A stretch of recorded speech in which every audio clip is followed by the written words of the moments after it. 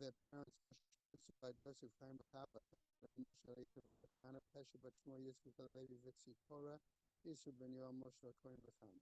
Rexford Friends of Gladys Schumann, Guter Bad Meir, Michael Klein and Friends of Judah Klein, Yehuda Tzvi Ben Chaim, Marsha Brana, memory of her husband, Rabbi Raphael Ben Shmuel, friends and family of Arthur Ritholtz, Mordechai Yudel Ben Baruch Leib Cohen, friends and family of Siggy Besler, Shem Shraga Ben Dov, friends of Marvin Weinstein, Mordechai Ozer Ben Yisrael Aaron, Sarah Alpert, in memory of her husband, Rav Tzvi Lipa Ben Hillel, Rexford friends of Maddie Friedman, Mendel Miriam Bat Kalman Ruvain, Bella and David Adler, in memory of her father, Eliyahu Ben Yosef Kohen, friends of Honey Chaifetz, Kana Shoshana Bat Yosef, Month of Learning by Susan and Reuven Podolsky, in memory of her mother, Chaya Bat Avram Dov, Michael and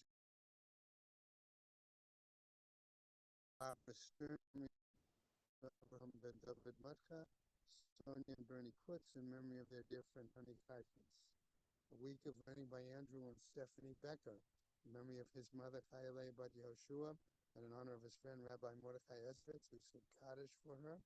Marcia and Gary Schrager, in memory of her father Shmuel Ben Meir, Malki and Rabbi Dr. Yankee Honig, in memory of her aunt Emma Edel Bat Shimon. And today is the 4th of May, 4th of June, I'm sorry.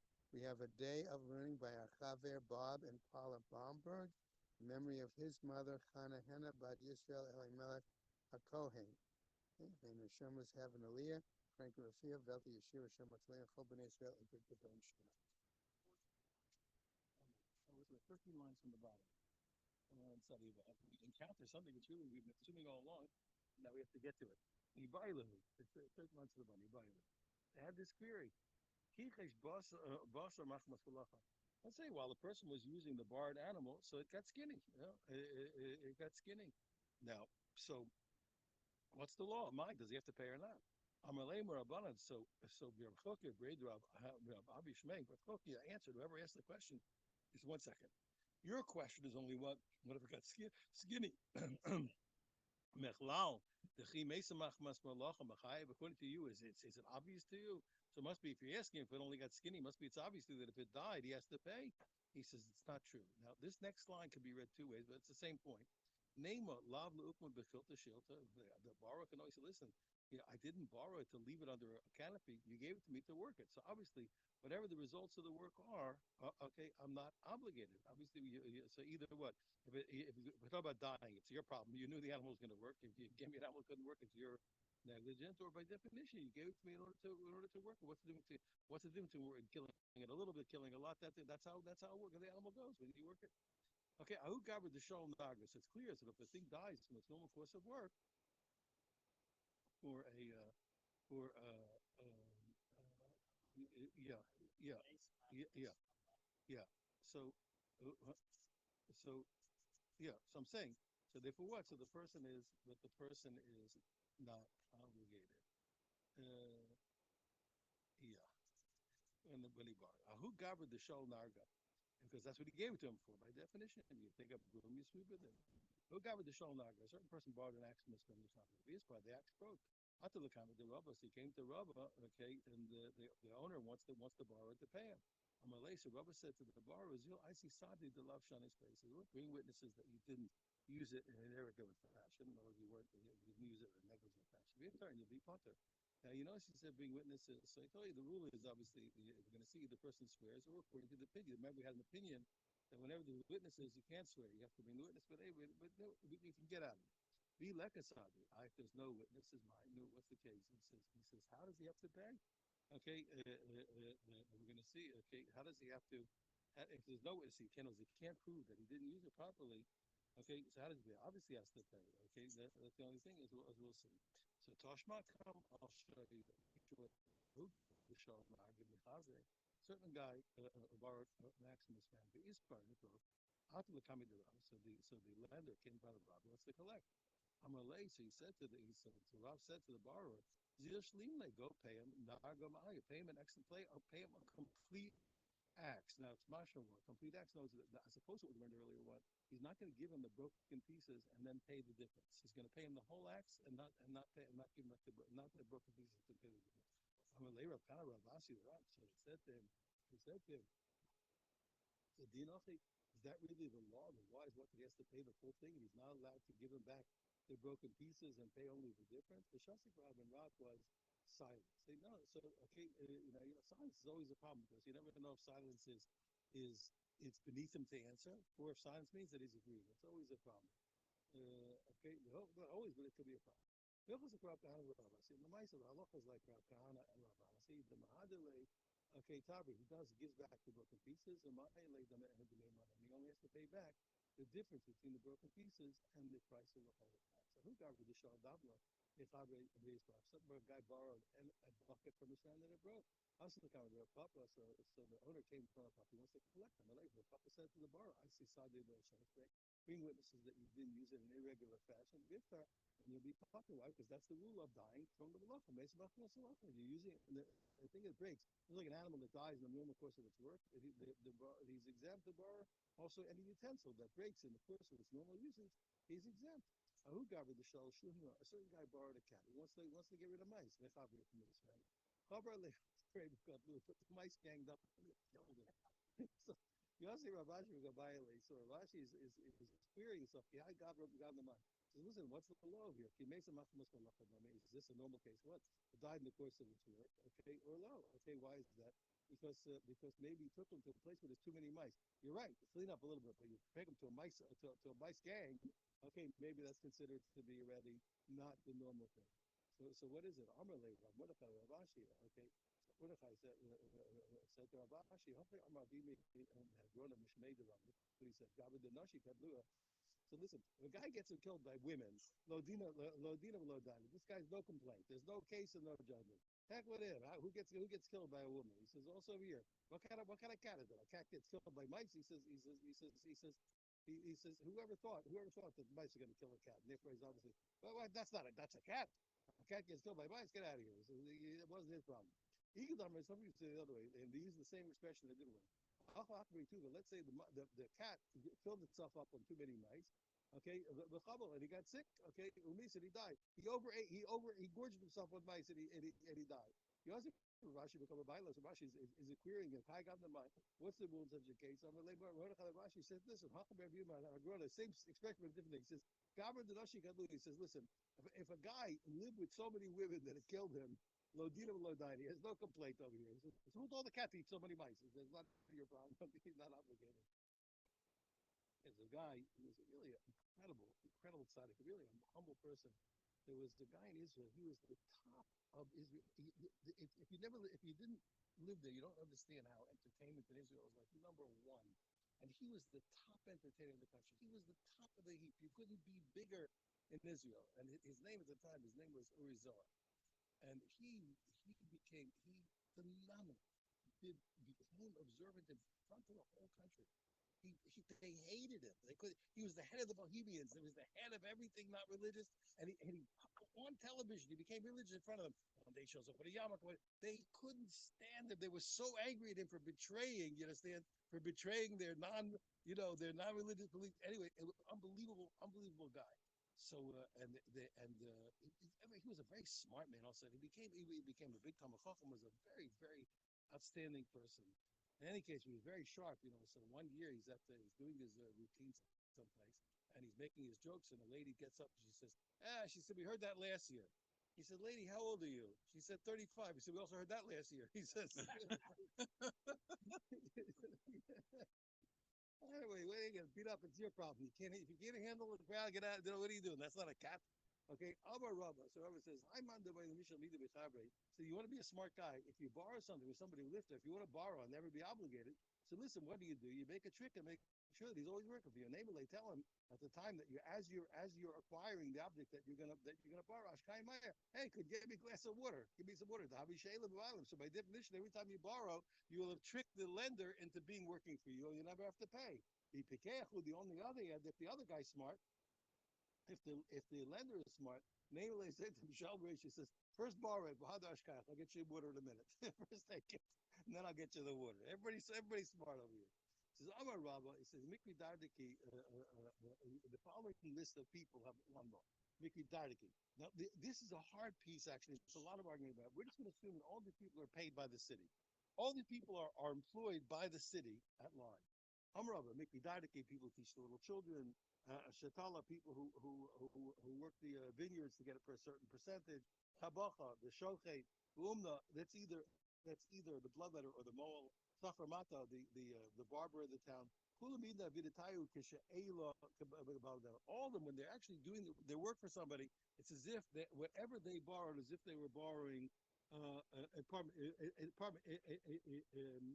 anybody borrows from them, it's as if what?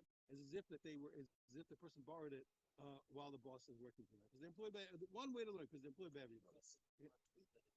Yeah. The only thing is, it's a big argument over here whether it's anytime work for anybody, if they're working for them. Okay, we have to see. Amrulay Rabbana. Amalei Rabbanan, the rabbi said to him, Sholon Mar, the rabbi said, we're teasing brother, they said to the students, they said to him, listen, says, you work for us, okay, and therefore what, if we borrow anything from you, we're not going to have to pay you. Ikpid Bamalei, he was upset, he didn't like it, he said to them, what are you talking about? Well, I work for you. He said, Lafkumin Monai, what do you want to take away my money? I don't work for you. It's the other way. If I borrow from you, you work for me. I won't have to pay you. Why? What's the right that you work for me? The Rebbe decides what Masechta why, because the Rebbe has to remember all the Masechtas. So he does any Masechta that he wants to review. To remember, he has the right to choose the Masechta. Okay, he says, I don't have a right to choose the Masechta. He says, you can't make me change from Masechta to another. I can make you change. You see, you work for me, I don't work for you. Below, the Gemara says, no, it's not this correct. The students weren't correct, and the Rebbe wasn't correct. Why is that? He says, before the Yom Tov, 2 times a year when everybody shows up before Pesach and before the holidays. But so then he has to teach what the people need to know. So the Rebbe is Meshuba to the students. Okay, okay. But the rest of the year, like Rabbi said, what that the Rebbe gets to choose whatever he wants to review. So the students are subject to the Rebbe. So it depends. Okay, okay, so this rabbi, he rented his mule to people of Bnei Chazai. Nafak Dului to Unabadayu. Okay, and he went out with them. Now, it looks like to help them load up the animal. Pashabah, they were negligent to miss, and the animal died. After the comment of Rabbi, they came in front of Rabbi with Chavinu, and Rabbi made them pay. I'm really Rabbi. So the rabbi said to Rabbi, why did they have to pay? Shiva Balimu. 1 second, since the rabbi came out, the owner, and helped them load it up when they came load them up. So they were negligent, but they were negligent with what? With when the owner was working for them. Remember I told you, Hashem protects the rabbi. The Sofi Glay Milsa, in the end turned out that the stock was correct anyway, right? And the Mesa too, who did not. He never came out to help them. He came out to oversee to make sure they didn't overload the animal. He never worked for them. People thought that had reported incorrectly that he came out to help them load it. So he was working for them. No, he wasn't working for them. He came out to make sure they didn't load it. The facts are wrong. 1 second. Remember, we had an argument earlier whether the exemption of the owner working went back 2 chapters or only 1 chapter. If it goes back 2 chapters, 1 chapter, pardon me, it goes back only to Shomasacha, but it doesn't go back to a Shia, to the Shomachinam. So that's very good. According to I understand why he was embarrassed, okay? Shiva Bali Mishamachin. So I said why he was embarrassed. Why? According to the opinion, it goes back 2 chapters, and even negligence when the owner is working for his exempt. But according to the opinion, what? No, negligence was never exempt, even when the boss worked for him. I asked why was he embarrassed? The answer is what? He says, because I'll tell you, because the whole story was different. He says, lo mifshi pasiba. He says they weren't negligent. They knew the ignorant. What happened was it was really stolen, which even what? Even a Shomasach is obligated. Amazing a doctor, big on it, but it died naturally in the house of the thief. Okay, but after the coming to Rabbi, they came from the Rabbi Chavinu, and he made them pay. Okay, why? Because they're obligated on theft. Ramalei Rabban the Rabban, the rabbi said to Rabbi, what do you mean get about me? But still, okay, but that we all agree. But that it's stolen while the owner's working for them, and he's not obligated. Because of that, he was properly embarrassed because that's the law. He opinion that only goes back 1. Still, theft while the owner's working for them is not obligated. But so he's embarrassed. So the Sophie blamed us, but he did. Hashem protected him. It came out that the true facts were the Mesa Tuna who did not. he had never come out to work with them. He only came out what to make sure that they didn't put too much weight on the animal. Okay, now we're coming to a very important initiative. There's a ton of arguments here. We're going to make believe it's simple. And this mission is according to Simchus. Simchus holds that money that's in doubt, when it's what's called Dor Demoma, real for sure loss, we split. And he looks at essentially Tosfos explains. He essentially looks at everybody in possession. A shol sapara. Okay, if a person now look at the permutations here. A shol sapara. Okay, if a person borrowed a cow from his friend, usha'ola. Okay, usha'ola. If a guy borrowed a cow, or shalach chetzi yom, or shalach chetzi yom. We borrowed it half day, and he rented it for the other half day. Oh, shalayom, or he what? He borrowed it today and rented it tomorrow. Okay, sochar, sorry, third case where it's two different cows. He rented one and he borrowed one, and also they obviously have different laws. And then what? The animal. Okay, it makes so now the animal died. So it depends. If he's a renter and it died, it's not his problem. If he's a borrower and it died, it is his problem. He has to pay. Hamashal, I mean, what happened in the case when they got to court? The lender always wants to get the money. He says, Shula Mesa. It was the one that was of the two cows. It was the one that was borrowed that died. You have to pay me. Or if it was 2 days, the Yom Shaisa Shula Mesa. It was the cow. It was the day that it was a borrowed cow. Or if it was a day broken up, the Shaisa Shula Mesa died at the time of day when it was borrowed. You have to pay me. The law and the borrower says, "Omer, any of this?" Says, "You know what? I don't know. He has to pay." So why is that? Because we hold what that bari v'shama bari on. Where you have a certain claim and a doubtful claim, so the certain claim wins. Let's say another case, Shavur Mesa. Let's say the renter says, okay, that Shavur Mesa, that the renter says that hey, he says he's strong now. He says what? He says you know what? It was the rented one that died. I'm exempt. Or of the two cows. Or b'yom shayshos mesa. Of the 2 days, it died on the day that it was rented. Or when the day was broken up, it died in the time of the day when it was rented. I'm not obligated. Law and the lender says the lender says I don't know. Potter says exempt again because what? Because the borrower is sure and the lender is in doubt, so the borrower wins the case. Ze omer she'ula, okay, ze omer she'ula. Let's say it's a real standoff. They both make a certain claim. The lender says it was the borrowed one that died, and the borrower says forcibly that it was the rented one that died. So the borrower has to swear that it was the rented one that died, and he doesn't have to pay. If both of them say they don't know, Yachaloku, they split. And like I told you, that is according to the opinion of Sumchus, who holds that when money is in doubt, that is what we call Dargan Rona, a real loss. So then we consider them both to be in possession, and we split. Shmas Minai, we can hear from the opening of our Mishnah, when you told me that when the lender says that it was the borrower one that died, and the borrower's one says, look, I don't know, he has to pay, so you see clearly well. Okay, we learn from here we see the rule is Manali B'Yadech. If a guy says to his friend, you have $100 you owe me. Hello, Omer, any of them. And then says, I don't know if I do or I don't. He has to pay him. Why? Because we say that a certain claim against the non-certain claim wins. Let me tell you what Rav Nachman.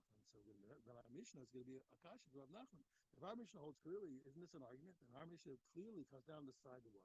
That a certain claim against a doubtful claim, a certain claim wins. Why? Because we learned Manali B'Yadech. The guy said to his friend, you owe me 100. Valo, many a day. And the other one says, I don't know. It was a machlokas. Rav Huna says is obligated. That's fine. They found it in our Mishnah. Okay, why? Because a certain claim wins against the doubtful claim. Rav Nachman, Rav Yochanan said, but he's exempt. So how can he say against our Mishnah? He says you're making a mistake. He says you think our Mishnah is because of a certain claim and a doubtful claim. That wasn't the case at all. There's another problem, and that's not the case. You'll see that sometimes when a person is obligated to swear and he can't swear for various reasons.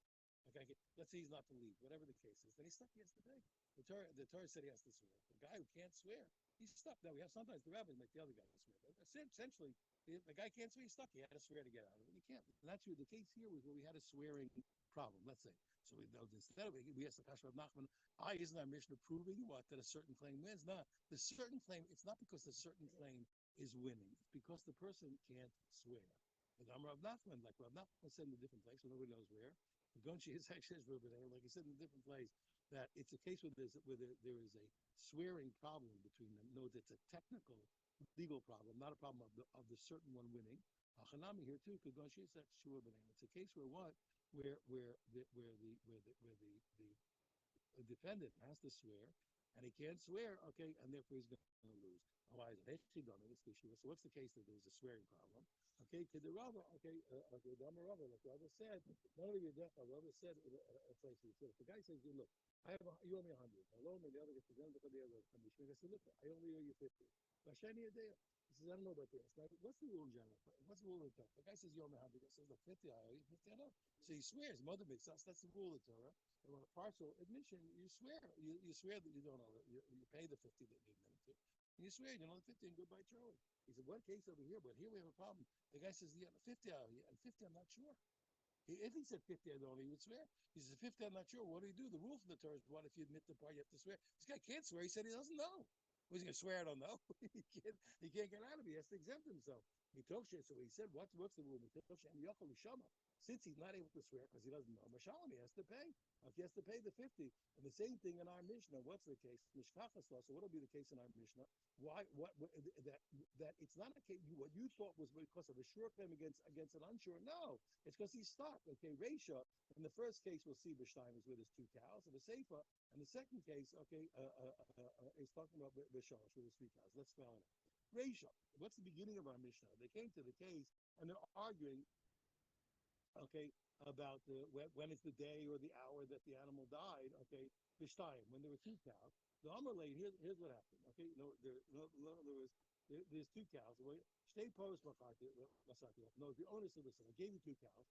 Pal Vidio Mishem, Pal Vidio Vesiris. I gave you 2 cows, and the 2 of them were half a day rented and half a day borrowed, okay? And obviously what, okay, Inami, alternatively, Chad Yom Mishem, Chad Yom Vesiris. So he said, I gave you 2 cows. The 2 of them 1 day rented, and 2 of them 1 day borrowed. And he says, give him a break. He said, listen, I'll charge you for 1 day, you'll borrow them the other day. Okay? And the owner says what? They both died, both the cows died during the borrowing time. You have to pay me. And what? And the borrower says to him, he said, no, one of the 2 says, you're right. One of them died during the borrowing time. I owe you. Okay, we leave him Shayla Mesa. He died during the borrowing time. Either for the other one, Lo Yadana. He says, I don't know. Either Shayla Mesa, either Siyas Mesa. I don't know which it is now. So he's stuck. What happened? He made a partial admission, but what? It's a partial admission where he can't fulfill the law. Why? Because he can't swear because he doesn't know. That's the case. He doesn't know. So you made a mistake over here. You thought it's true. It's true that it's a certain time against an uncertain claim. But the factor that's driving the law is not the principle of certain against uncertain. It's the technical problem that in the fact that he's uncertain, he finds himself as a partial admitter who can't do the law, partial admission, he can't swear. So that's what it is. But it's not, so therefore it's no proof against Rav Nachman. The same case. Now let's continue. Let's say the second part will show you how does it work with 3 cows and get the same thing. Where the problem is what is a technicality of needing to swear and not being able to swear. The Sefer, what's the case? Okay, here they're arguing. They want to know which one of the cows died. So b'shalosh, there were 3 cows. The other lay, okay, what the owner says, shalosh parsha sati l'cha, I lent you 3 cows. I gave you 3 cows. Shnayim b'sheila v'echad b'schiris. 2 of them I lent you, and 1 of them was rented. Umesu hani takti the shayla, and 2 cows died, and they were the 2 cows that I lent you. You have to pay. Ramalei Shol, and the borrower says, and he says, no, it says, Chad the Shayla says, it's true. 1 of the borrowed cows died. He says, but the other cow died. I don't know. He's Shayla Mesa. I don't know if it was a borrowed cow that died. No, the kaima of the seriously, and the one that's alive was the rented cow. Either serious Mesa, but maybe it's the other way. I'm not sure. Maybe it was the rented cow that died, and I don't owe you. Well, the kaima, the one that remains, the Shayla is the borrowed one. The same thing is over here. Again, the whole point is what? From Mitoshe, he admitted part, and he's in doubt about the other half. From Mitoshe, since he's not able to swear, B'Shalom, he has to pay. We'll call that a done. Even though I know it looks like I should go forward, but I shouldn't.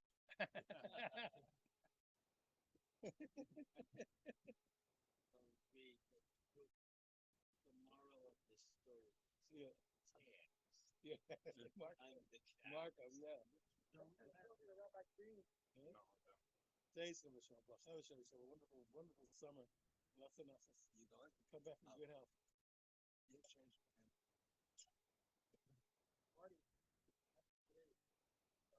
Rabbi Green, have a Okay. wonderful summer. When you leave, well, yeah.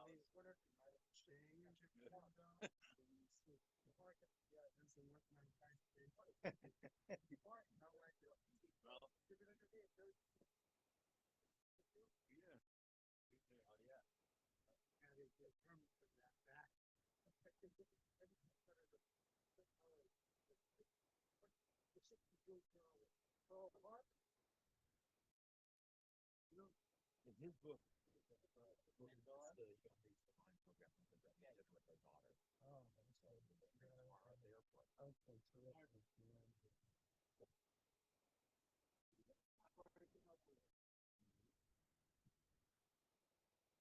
in his book, Rizar's book, he constantly refers to Doug Shaman, who was the other one, Shlomo Rabbi Green.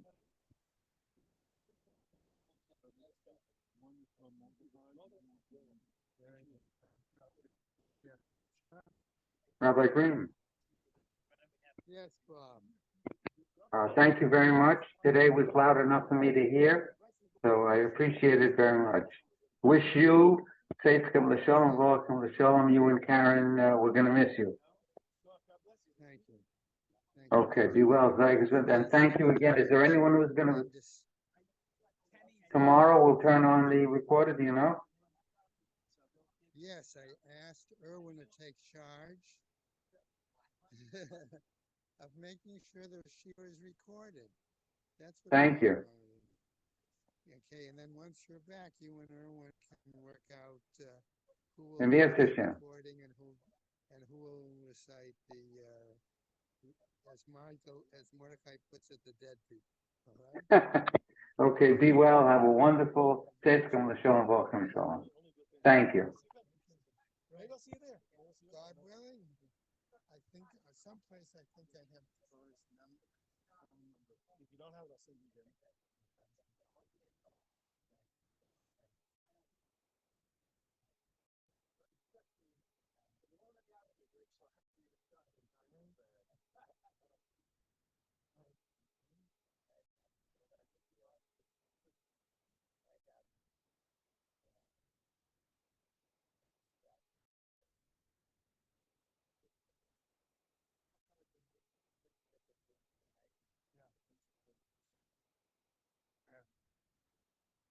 I'm not sure.